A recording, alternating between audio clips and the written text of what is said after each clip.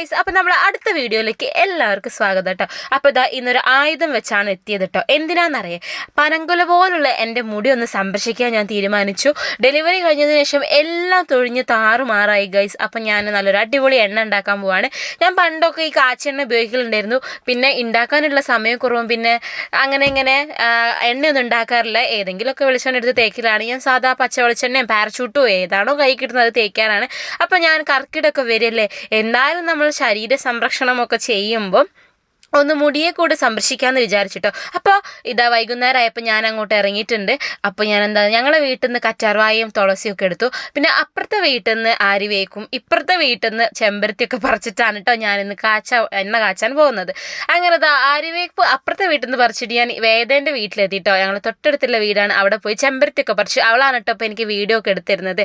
Video എടുക്കാൻ ആളില്ലാത്തത് കൊണ്ട് തന്നെ എന്നെ പൊതുവേ എനിക്ക് കാണിക്കാൻ പറ്റാറില്ല. സെൽഫിയിൽ എപ്പോഴെങ്കിലുമൊക്കെ എന്നെ കാണിച്ച് ഞാൻ തട്ടിമുട്ടി പോകാറാണ് കേട്ടോ.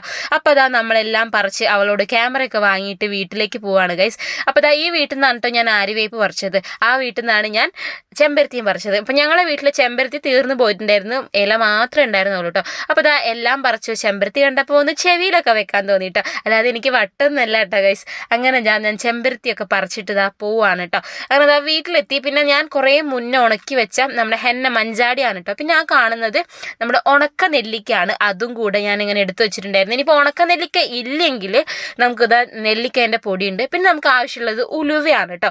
ഉലുവ വേണം. പിന്നെ കരിഞ്ജീരകം കൂടെ ആവശ്യമുണ്ട് കേട്ടോ. ഇത് നമ്മൾ നീലാംബരി ഇല്ലേ, അതും എണ്ണയും കൂടെ ഒരു മിക്സ് ഇവിടെ അമ്മ തലയിലിടാൻ വേണ്ടി എടുത്തു വെച്ചതാണ്. അപ്പം ഞാൻ അതും കൂടെ കുറച്ചിടാമെന്ന് വിചാരിച്ചു. അപ്പം നമ്മൾ ഇൻഗ്രീഡിയൻസ് ഒക്കെ കാണാം എണ്ണ കാച്ചുന്നതിൻ്റെ. ചെമ്പരത്തി, ആര്യവേപ്പ്, തുളസി, പിന്നെ ഉണക്ക നെല്ലിക്ക, പിന്നെ ഹെന്ന പൗഡർ ഉണ്ടെങ്കിൽ അതെടുക്കാം, അല്ലെങ്കിൽ പച്ച ഉണ്ട് അതെടുക്കും. ഞാൻ ഉണക്കി വെച്ചതുള്ളതുകൊണ്ട്. പിന്നെ ചെറിയുള്ളി, കരിഞ്ജീരകം, പിന്നെ ഉലുവ, പിന്നെ നീലാംബരി പൊടി, ഇതൊക്കെയാണ് നമ്മൾ എടുക്കുന്നത്. പിന്നെ ഒരു ആവണക്കെണ്ണയും കൂടെ കുറച്ച് എടുത്തിട്ടുണ്ട് കേട്ടോ. പിന്നെ നമ്മൾ കുറച്ച് വെളിച്ചെണ്ണ. ഇത് മൊത്തം ഞാൻ എടുക്കുന്നില്ല, ഇപ്പോൾ അമ്മയ്ക്ക് വേണ്ടാന്ന് പറഞ്ഞതുകൊണ്ട് എൻ്റെ ആവശ്യത്തിനുള്ളതാണ് ഞാൻ എടുത്തത്. ഇനി നെക്സ്റ്റ് പ്രോസസ്സ് എന്ന് പറയുന്നത് ഇതിലുള്ള നമ്മളെല്ലാ സംഭവങ്ങളും കൂടെ ഒന്ന് അരച്ചെടുക്കണം. എന്നിട്ടാണ് നമ്മളത് എണ്ണയിലേക്ക് ഇടുന്നത്. അപ്പോൾ ഞാൻ ഓരോന്നും ആയിട്ടിട്ട് നന്നായിട്ട് അരച്ചെടുക്കാൻ പോവാണ് കേട്ടോ. അപ്പോൾ പുതിയ മിക്സിയാണ്. എന്നെ അമ്മ ഓടിക്കുന്ന വിചാരിച്ചു. പിന്നെ കുഴപ്പമില്ല നീ അരച്ചോന്ന് പറഞ്ഞപ്പോൾ ഞാൻ ധൈര്യത്തിൽ അതിലേക്ക് എല്ലാം കൂടെ വാരിട്ടിട്ട് അരയ്ക്കുന്നുണ്ട് കേട്ടോ.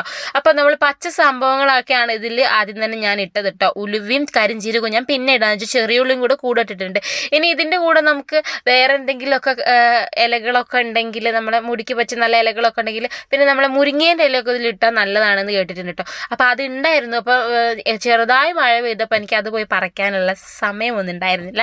അപ്പോൾ എനിക്ക് എങ്ങനെയെങ്കിലും പെട്ടെന്ന് ഇത് തീർക്കണം എന്നുള്ളതുകൊണ്ട് ഞാൻ ഉള്ളതൊക്കെ വെച്ചിട്ട് അഡ്ജസ്റ്റ് ചെയ്ത് അരച്ചെടുത്തു കേട്ടോ.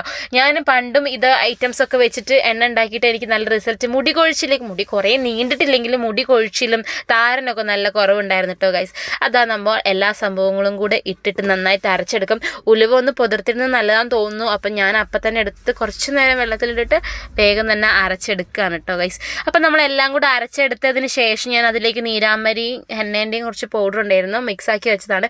അതും കൂടെ ഇട്ടിട്ട് നന്നായിട്ട് അരച്ചെടുക്കുന്നുണ്ട്. ഇനിയിപ്പോൾ അത് ഇതിലിടണമെന്നില്ല, നമ്മളെ കാച്ചുമ്പം അതിലേക്ക് ഇട്ട് കൊടുത്താലും മതി കേട്ടോ.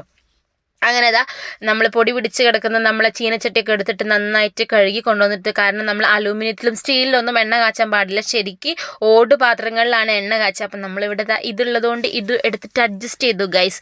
അങ്ങനെ അതിലേക്ക് നമ്മൾ ആവശ്യത്തിന് വെളിച്ചെണ്ണ ഒഴിച്ചു കേട്ടോ.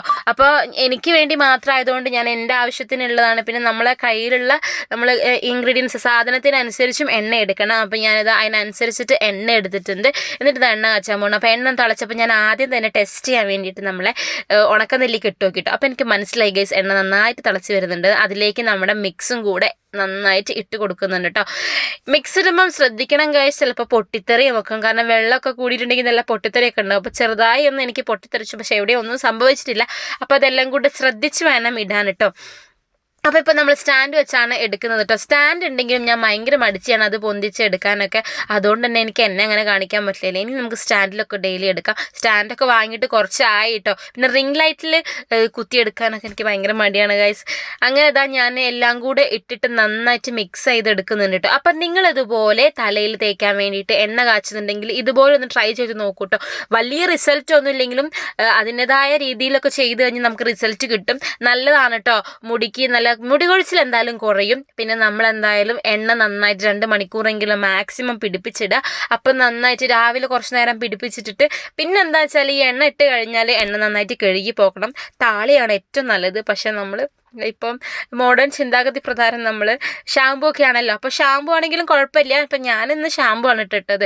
അപ്പോൾ താളി പറിക്കാനൊന്നും പോകാൻ സമയമില്ലാത്തതുകൊണ്ട് നമുക്ക് ഷാമ്പൂ ഇട്ടിട്ട് നന്നായിട്ട് കഴുകി കളയാം. കാരണം പിന്നെ എണ്ണ ഇറങ്ങിയിട്ട് പിമ്പിൾസൊക്കെ വന്നാൽ അതൊരു ബുദ്ധിമുട്ടാവും. പിന്നെ ആഴ്ചയിൽ ഒരു 3 പ്രാവശ്യമെങ്കിലും നന്നായിട്ട് എണ്ണ ഇടുമ്പോൾ അത്യാവശ്യം നന്നായിട്ട് എണ്ണ ഇട്ടിട്ട് നന്നായിട്ട് പിടിപ്പിക്കുന്നതാണ്. എണ്ണ ഇടുന്നതിൻ്റെ മുന്നേ ഒന്ന് വെള്ളം ചൂടാക്കി അതിൽ ടവലൊന്ന് പിഴിഞ്ഞിട്ട് തലയിൽ നിന്ന് സ്റ്റീം ചെയ്തിട്ട് എണ്ണ തേക്കുമ്പോൾ നന്നായിട്ട് അത് പിടിക്കുന്നൊക്കെ പറയും. പക്ഷെ ഞാനിങ്ങനെയൊന്നും ചെയ്യാറില്ല ഗൈസ്. ഇതൊക്കെ കേട്ടറിവാണ് കേട്ടോ. അപ്പോൾ അതാ നമ്മൾ എണ്ണ കാച്ചിട്ടുണ്ട് കേട്ടോ. അപ്പോൾ നമ്മൾ എണ്ണ കാച്ചിയൊക്കെ റെഡിയായി. തണിഞ്ഞതിന് ശേഷം നമ്മളൊരു പാത്രത്തിലേക്ക് ഒരു വെള്ള തുണി വെച്ചിട്ട് അരിച്ചെടുക്കുന്നുണ്ട് കേട്ടോ. ഇത് കുപ്പിയിലാക്കി നമുക്ക് സൂക്ഷിച്ച് വെക്കാം. അപ്പോൾ നിങ്ങൾ ട്രൈ ചെയ്യൂ.